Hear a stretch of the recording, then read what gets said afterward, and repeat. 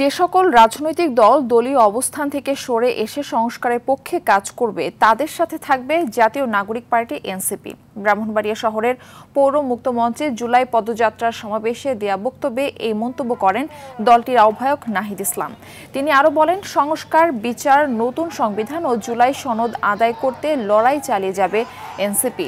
এর আগে সকাল 10টায় জেলার সার্কিট হাউস মিলনায়তনে শহীদ ও আহত পরিবারের সাথে মতবিনিময় করে দলটির নেতাকর্মীরা পরে কাউতলী মোড় থেকে পদযাত্রা শুরু করেন। তারা জনসভা শেষে হবিগঞ্জের উদ্দেশ্যে রওনা দেন। তারা জাতীয় নাগরিক পার্টি সংস্কার, বিচার, নতুন সংবিধানের দাবিতে এগিয়ে যাবে। যে সকল রাজনৈতিক দল নিজেদের দলীয় অবস্থান থেকে সরে এসে সংস্কারের পক্ষে কাজ করছেন সে সকল রাজনৈতিক দলকে ধন্যবাদ জানাচ্ছি।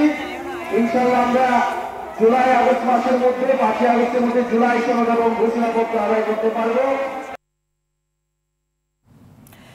দর্শক, এনসিপির কর্মসূচি নিয়ে আরো জানাতে ব্রাহ্মণবাড়িয়া থেকে যুক্ত হচ্ছেন সহকর্মী আজিজুর রহমান পায়েল।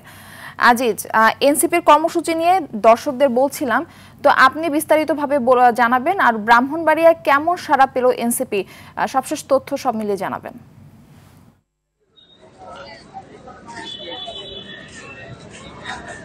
জি, আপনি জানেন যে আজ সকালে কিন্তু যে জাতীয় নাগরিক কমিটির যে নেতারা তারা আসছিল, তারা প্রথমে সার্কিট হাউসে যেসব জুলাই আগস্ট যারা শহীদ এবং আহত তাদের পরিবারের সাথে দেখা করেন এবং তাদের খোঁজখবর নেন। পরবর্তীতে তারা রেল স্টেশন থেকে একটি পদযাত্রা শুরু করেন।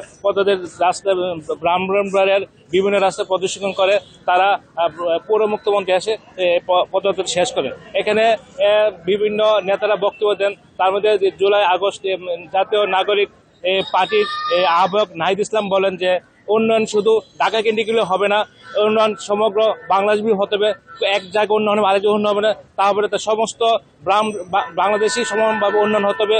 এবং তিনি আরেকটি ঘোষণা দেন যে জুলাই আগস্ট যে সনদ, এটি আগামী 5 আগস্টের ভিতরে এই ঘোষণা হবে বলে তিনি জানান।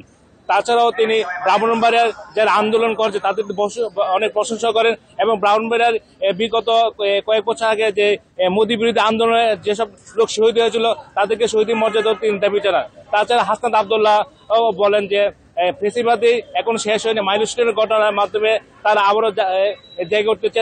আবারও জড়ো হওয়ার চেষ্টা করেছিল। তাই তিনি সমগ্র দেশবাসীকে সতর্ক থাকতে বলে এবং লড়াই আরো চালিয়ে যাওয়ার জন্য আহ্বান জানান। তিনি বাংলাদেশের বিগত সরকার আমার যে স্বাস্থ্য খাতে যে ভঙ্গুর দশা সেটি বলে এবং এগুলো উত্তরণের জন্য অন্তর্বর্তী সরকারের কাছে আহ্বান জানান।